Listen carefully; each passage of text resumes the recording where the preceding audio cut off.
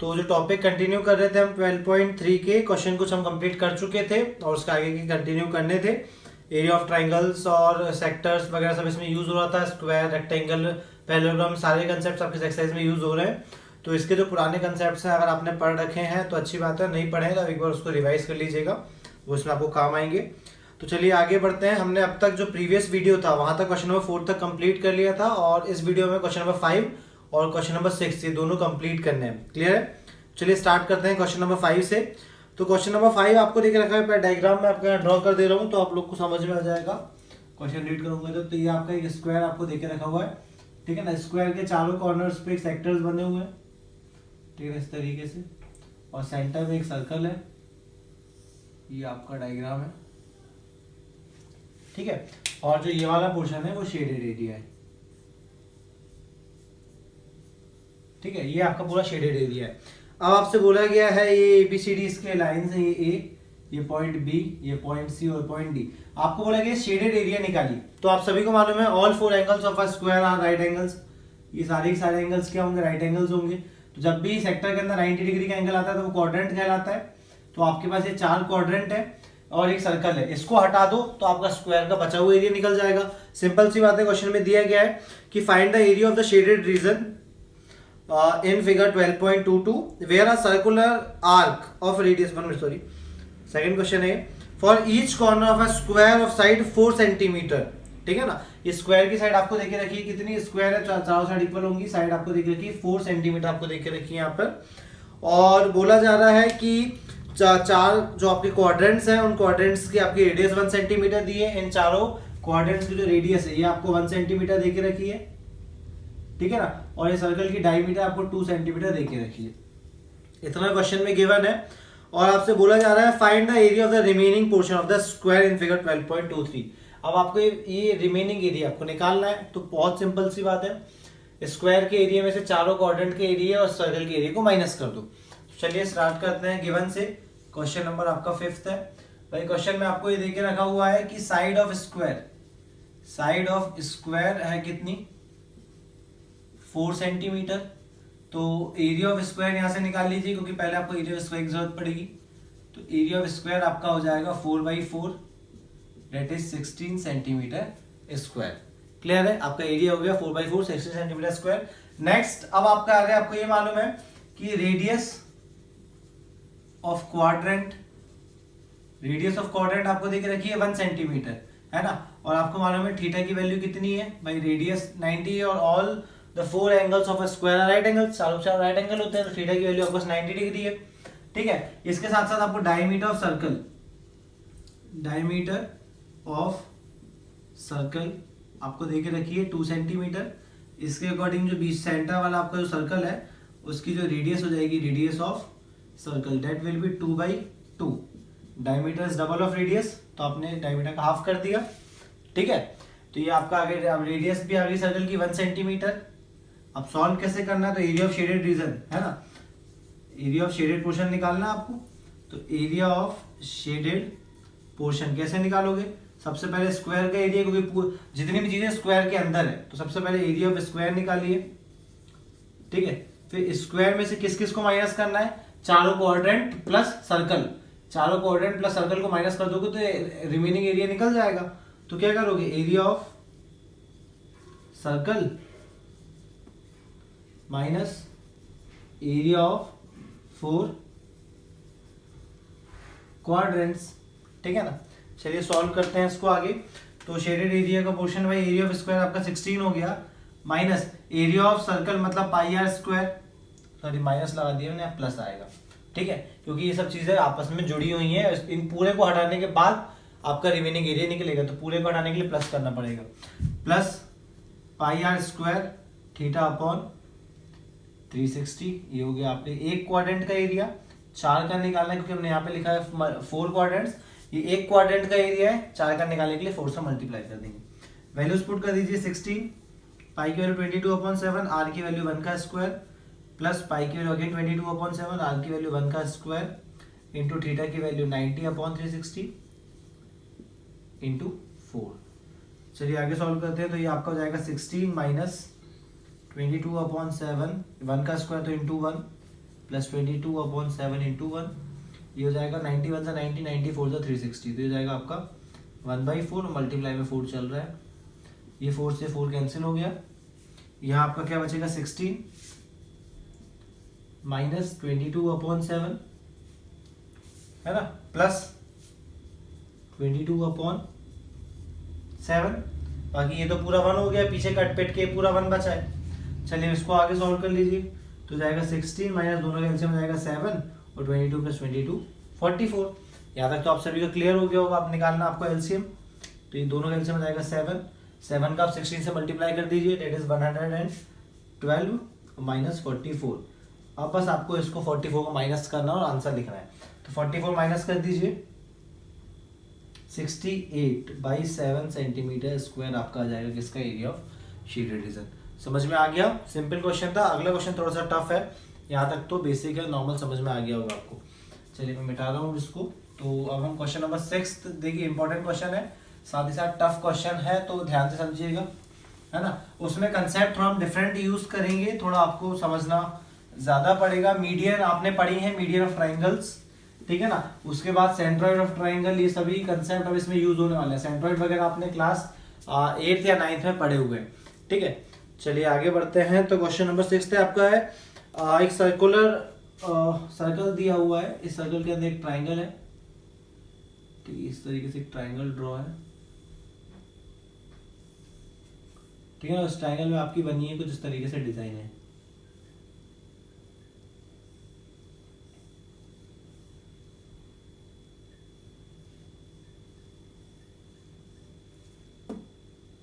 ठीक है, इस तरीके से आपको डायग्राम देके रखा हुआ है, और बोल रहा है ये ट्राइंगल एबीसी जो है ये इक्विलेटरल ट्राइंगल है, क्वेश्चन में बोला गया है, ठीक है ना।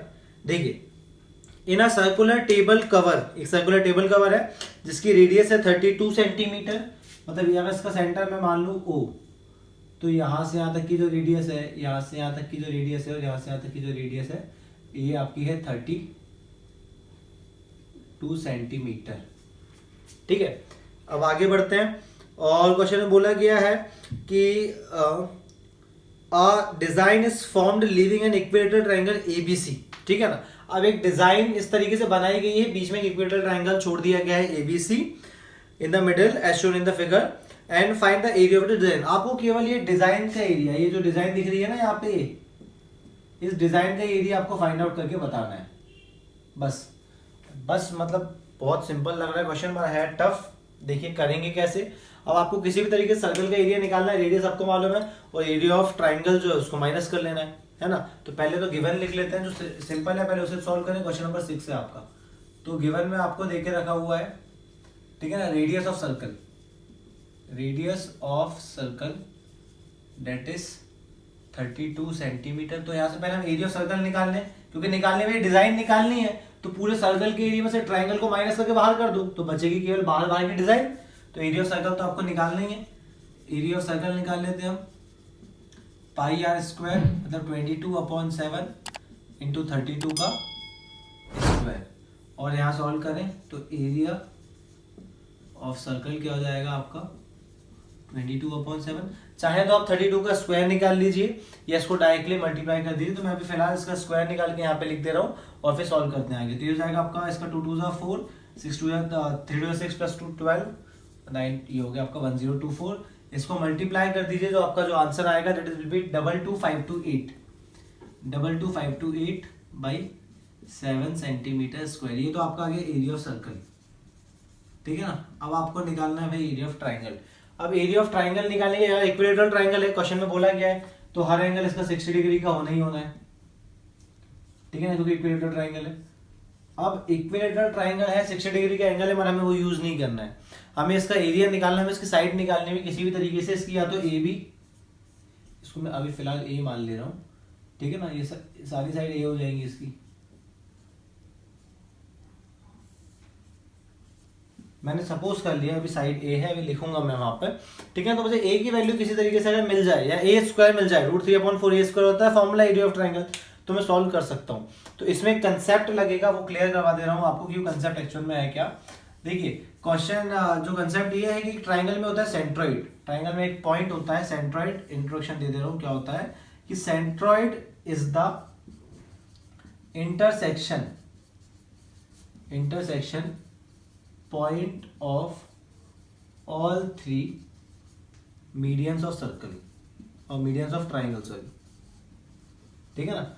जो आपका सेंट्रॉइड होता है वो सेंट्रॉइड क्या होता है कि मीडियन की तीनों ट्राइंगल, मतलब तीनों ट्राइंगल की तीनों मीडियंस को अगर बनाए और जहां तीनों मीडियन आपस में टकरा जाए, वो जो इंटरसेक्शन पॉइंट होगा डेट विल बी सेंट्रॉइड, ठीक है ना। वो सर्कल का क्या होगा, सेंट्रॉइड होगा। अब मीडियन क्या होता है, मीडियन का मतलब है कि एक आपको ये ट्राइंगल है तो इस ट्राइंगल के एक वर्टेक्स से कोई एक लाइन ड्रॉ की जाए जो सामने वाली लाइन को दो बराबर पोर्शन में बांटे, उसको कहा जाता है मीडियन, ठीक है। ऐसा जो अपोजिट वर्टेक्स से सामने वाली लाइन तक आए और उसको क्या करे, बराबर दो पार्ट्स में डिवाइड कर दे, तो वो क्या कहलाती है, मीडियन कहलाती है, ठीक है। और जब तीनों जो इसकी साइड्स हैं इस पे मीडियन बना दी जाती है, तो जिस पॉइंट पे ये तीनों जो मीडियन है वो इंटरसेक्ट करती है उस पॉइंट को कहा जाता है सेंट्रॉइड, ठीक है। वो पॉइंट को कहा जाता है सेंट्रॉइड। और ध्यान रखिएगा जो सेंट्रॉइड है वो हर मीडियन को 2:1 में डिवाइड करता है, ठीक है। अगर एक कोई लाइन है इसको मैंने कहीं से तोड़ दिया तो ये कुछ रेशियो में डिवाइड होगी ना, आपने पढ़ा था M1:M2। इसी तरीके से जो ट्राइंगल में कोई भी सेंट्रॉइड जो होता है वो मीडियन को क्या करता है, इस तरीके से बांटता है कि उसके आगे वाला पोर्शन 2:1 में होता है, पीछे वाला 1:1, मतलब वो मीडियन बराबर 3 पार्ट में बटेगी, ठीक है ना, 1 1 और 1, ठीक है, 3 पार्ट में बटेगी, मगर 2 पार्ट आगे रहेंगे और 1 पार्ट उसका पीछे रहेगा, 2:1। इस तरीके से वो क्या होती है, डिवाइड। दो चीज आपको समझने की थी कि पहला सेंट्रॉइड क्या होता है कि अगर आप ट्राइंगल में तीनों मीडियन बना दें तो वो मीडियन जहां टकराएंगे वो पॉइंट कहलाएगा सेंट्रॉइड। और सेंट्रॉइड को हम यूज क्यों कर रहे हैं, क्योंकि सेंट्रॉइड क्या करता है, मीडियन को 2:1 में क्या करता है, डिवाइड करता है। बस इतना ध्यान रखिएगा, वो क्वेश्चन में यूज होगा। आप चाहे तो डेफिनेशन लिख सकते हैं अलग से, ठीक है ना, क्योंकि डेफिनेशन काम आएगी आपको बाद में जब पढ़ने बैठेंगे तो आपको समझ में आएगा उससे। क्लियर है। तो मैं फिलहाल मान ले रहा हूं यहाँ पे let the side of equilateral triangle be x centimetre. मैंने मान लिया उसकी साइड x सेंटीमीटर, इसका मतलब क्या हो गया, that is AB BC CA, सबकी सब a सेंटीमीटर हो जाएंगी, है ना। तीनों साइड आपस में बराबर है। अब इसके बाद मैंने आपको कंसेप्ट क्या बताया कि देखिए अब हम ड्रॉ करेंगे, ड्रॉ मीडियन AM, है ना, from A to side BC, ठीक है। अब हम एक मीडियन ड्रॉ कर रहे हैं, मैं बाकी की मीडियन मिटा दे रहा हूं अब, ठीक है ना। आपको सेंट्रॉइड पॉइंट अभी दिखा दिए, ये सेंट्रॉइड है, कैसे दिखाया है कि तीनों मीडियन आपस में टकरा रही थी। अब ये मीडियन को मिटा दे रहा हूँ, इस लाइन को मैं आगे ड्रॉ कर दे रहा हूँ और इस पॉइंट को नाम दे दिया मैंने M, ठीक है।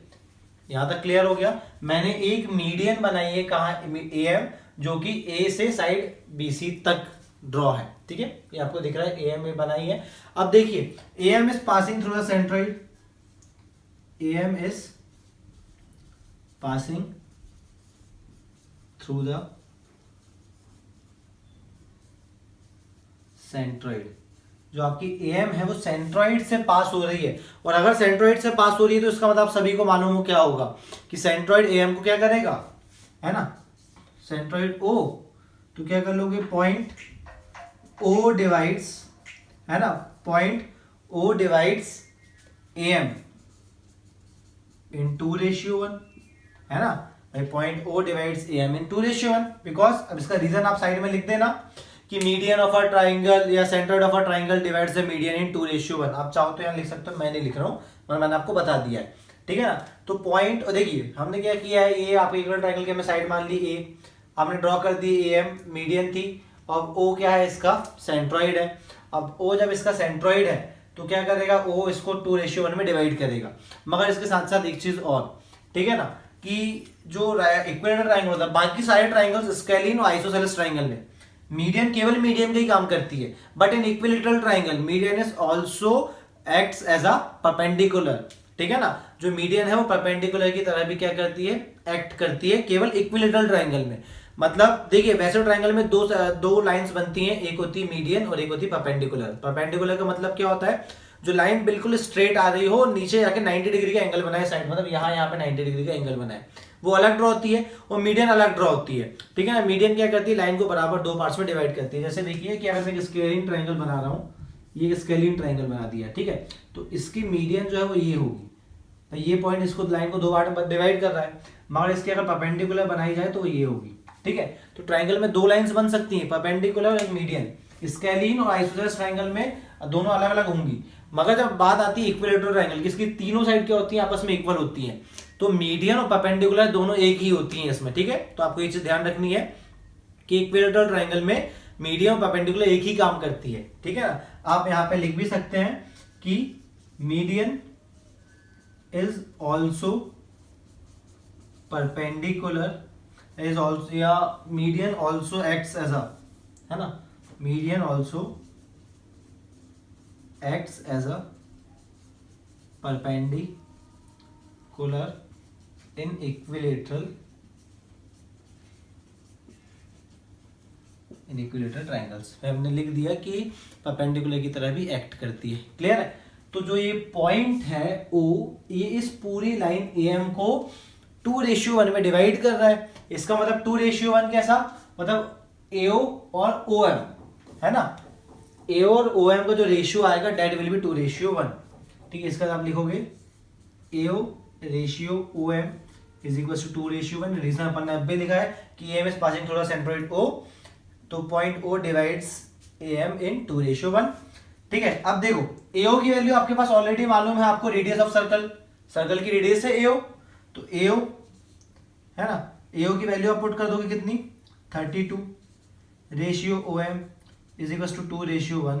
अब रेशियो का मतलब सभी को मालूम होता है अपॉन, तो मैंने लगा दिया अपॉन, ये इसमें लगा दिया अपॉन, ठीक है। यहां तक क्लियर हो गया आप सभी को। अब क्रॉस मल्टीप्लाई करो, ओएम को वहां भेज दो, 2 को अपॉन में भेज दो, तो जो आपका ओएम है ये वहां ऊपर गया, 2 अपॉन में गया, अपॉन 1 से कोई मतलब नहीं है, तो ओएम के अपॉन में 1 खत्म, 32 के अपॉन में 2 आ जाएगा, तो ओएम की वैल्यू आपको मिल गई 16।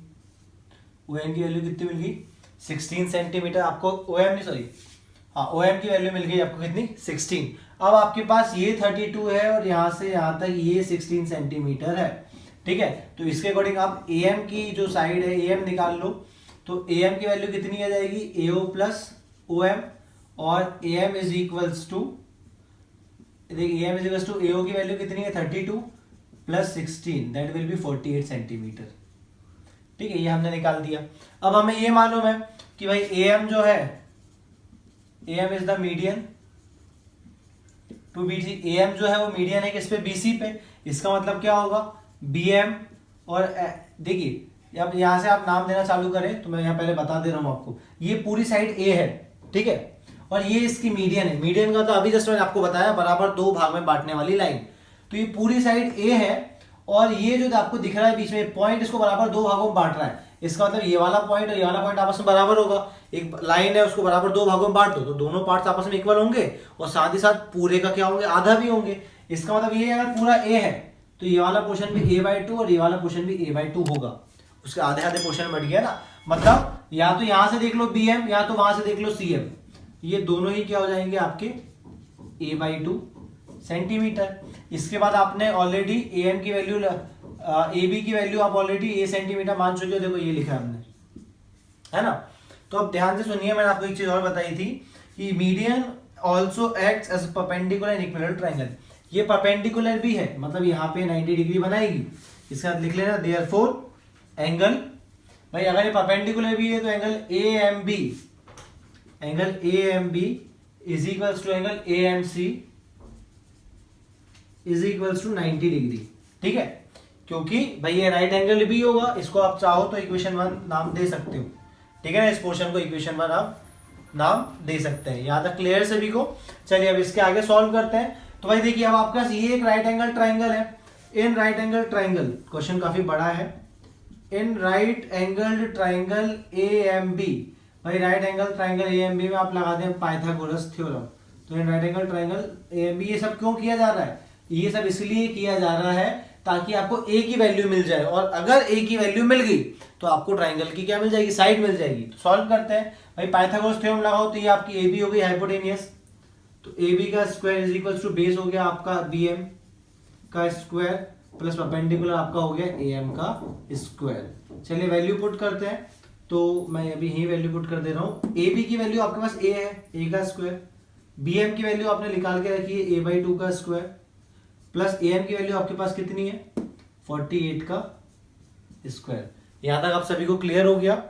ठीक है, चलिए आगे बढ़ते हैं। हो जाएगा आपका ए स्क्वायर, ये हो जाएगा ए का स्क्वायर ए स्क्वायर, 2 का स्क्वायर 4, प्लस 48 का स्क्वायर निकाल लीजिए तो ये हो जाएगा 864, ये हो जाएगा 2304। ठीक है ना, कितना जाएगा 2304। अब ए स्क्वायर को यहाँ ले आओ तो a square minus a square upon 4 equal to 2304। ये एलसीएम ले लो, ये जाएगा 4a square minus a square upon 4 equal to 2304, और ये हो जाएगा 3a square upon 4 equal to 2304, और ए स्क्वायर की वैल्यू क्या जाएगी 2304। नीचे का 4 गया ऊपर मल्टीप्लाई में, ऊपर का 3 आ गया नीचे, 3 से इसको काट दो। ठीक है, तो 3 से आप इसको जब काटेंगे तो हो जाएगा 3 7 21, 2 रिमाइंडर बचेगा 0, 6 18 और 3 8 24, 768। तो यहाँ से आपके पास ए स्क्वायर की वैल्यू आ जाएगी कितनी, ए स्क्वायर की वैल्यू आ गई 768/4, है ना। अब इसको आप मल्टीप्लाई कर दीजिए तो आपका आएगा आंसर 3072। यही आपकी वैल्यू काम की थी। क्लियर है, यहाँ तक समझ में आ गया? यहाँ तक हमने इतना ही किया है कि पहले ट्राइंगल में हमने बताया कि इक्विलेटरल ट्राइंगल था, इसकी तीनों साइड बराबर होती है, हमने मान ली कि ए है इसकी साइड। ठीक है, कुछ भी आप एक्स भी मान सकते हो। फिर हमने क्या किया, एक मीडियन ड्रॉ करी, कहाँ पे बीसी तक। वो मीडियन क्या गई, सेंटर से पॉइंट जो सेंट्रॉइड था ट्राइंगल का उससे पास हो गई, और आपको मालूम है कि सेंट्रॉइड जो होता है वो जो मीडियन होता है उसको 2:1 में डिवाइड करता है। इसका मतलब एम जो है 2:1 में डिवाइड हो गई। इसके अकॉर्डिंग एओ और ओएम का जो रेशियो 2:1 था, यहाँ से आपने ओएम की वैल्यू निकाली, ओएम की वैल्यू को यहाँ पे पुट करके पूरी आपने एम की वैल्यू निकाल ली। देन इसके बाद आपने किया क्या है कि पूरी लाइन ये मीडियन है तो उसने पूरी लाइन को बराबर 2 पार्ट्स में डिवाइड कर दिया। तो ये पूरी ए थी तो a/2 हो गया। मीडियन परपेंडिकुलर भी होती है इक्विलेटरल ट्रायंगल के लिए, तो ये आपका होगा राइट एंगल ट्रायंगल। यहाँ पे पाइथागोरस थ्योरम लाके ए स्क्वायर की वैल्यू निकाल ली। अब आप सभी को मालूम है कि एरिया ऑफ इक्विलेटरल ट्रायंगल क्या होता है। एरिया ऑफ इक्विलेटरल ट्रायंगल होता है √3/4 ए स्क्वायर। ठीक है ना, तो √3/4 ए स्क्वायर की वैल्यू ऑलरेडी आपके पास है 3072। इसको सीधा आप क्या कर दीजिए 4 से कैंसिल आउट कर दीजिए। तो अब इसको आप 4 से कैंसिल आउट करोगे तो आपका आंसर क्या आएगा देख लीजिए। ये हो जाएगा आपका √3 तो पीछे हो ही जाएगा, है ना। 4 7 28, है ना। अब बचेगा 2 आपका 27, तो 4 6 24। क्लियर, कितना बचा 3 बचा, 4 8 32, तो 768 सेंटीमीटर स्क्वायर। अब बचा है तो केवल आंसर लेके आना। आपके पास एरिया ऑफ इक्विलेटरल ट्रायंगल भी है, एरिया ऑफ सर्कल भी है। भाई अब आपको मालूम है कि जो डिजाइन दिख रही है, कॉर्नर की डिजाइन दिख रही है ना, इस डिजाइन का एरिया किस तरीके से निकल जाएगा। पूरी सर्कल है, इस सर्कल में से ट्रायंगल को काट के बाहर कर दूं तो बचेगा केवल डिजाइन का एरिया, मतलब सर्कल का area minus area of triangle. समझ में आया? आप इसको पॉज करके चाहो तो यहाँ पे नोट कर लो। अब मैं थोड़ा सा रफ कर रहा हूँ। क्लियर, तो मैं आपका ये वाला पोर्शन आप रफ कर रहा हूँ, सबसे इंपॉर्टेंट पोर्शन। आप इसको चाहो तो पॉज करके एक बार नोट कर लेना पूरा। ठीक है, इंपॉर्टेंट पोर्शन सेक्शन बीच वाला। चलिए, तो अब यहाँ से अब आगे बढ़ रहे हैं। तो खैर आंसर आ ही गया है, लास्ट मोमेंट पे है आंसर के। देखिए आंसर क्या है कि आपको निकालना है एरिया ऑफ डिजाइन, है ना। एरिया ऑफ डिजाइन, और निकलेगा कैसे? एरिया ऑफ डिजाइन निकलेगा एरिया ऑफ सर्कल, मतलब पूरा circle minus area of triangle. Again मैंने आपको पिछले बार बताया था कि इसको सॉल्व कैसे करते हैं क्वेश्चन में। देखिए क्वेश्चन में कहीं पर भी आपको पाई की वैल्यू रखने नहीं बोला गया। अगर पाई की वैल्यू रखने बोला है तो यहाँ पाई की वैल्यू रख के सॉल्व करो, और पाई की वैल्यू अगर नहीं रखने बोला है तो इसको सीधे उठा के लिख दो। एरिया ऑफ सर्कल आपके पास है 22,528/7 में से आपको माइनस क्या करना है एरिया ऑफ ट्राइंगल 768 √3। बस यही आपका आंसर आएगा सेंटीमीटर स्क्वायर में एरिया ऑफ द डिजाइन। ठीक है, डिजाइन का एरिया बस यही है। अगर वो √3 की वैल्यू बोलेंगे आप पुट करके माइनस करके लिख सकते हो, इतना ही करना है। बस यही आपका मेन पोर्शन था, और मेन जो समझाने वाला पोर्शन था वो आपका ट्रायंगल वाला पोर्शन था।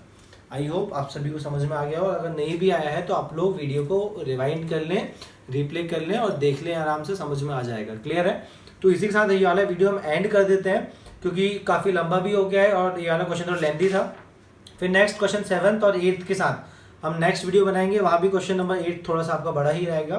ठीक है, तो अगर वीडियो पसंद आए तो चैनल को सब्सक्राइब जरूर करें, क्योंकि ऐसे और वीडियोस आपको मिलने वाले हैं, क्योंकि अब चैप्टर तरफ होने ही वाले हैं। ठीक है ना, धीरे टफ चैप्टर्स आपके सामने आते रहेंगे। और वीडियो को लाइक और शेयर जरूर करें। Okay, thank you.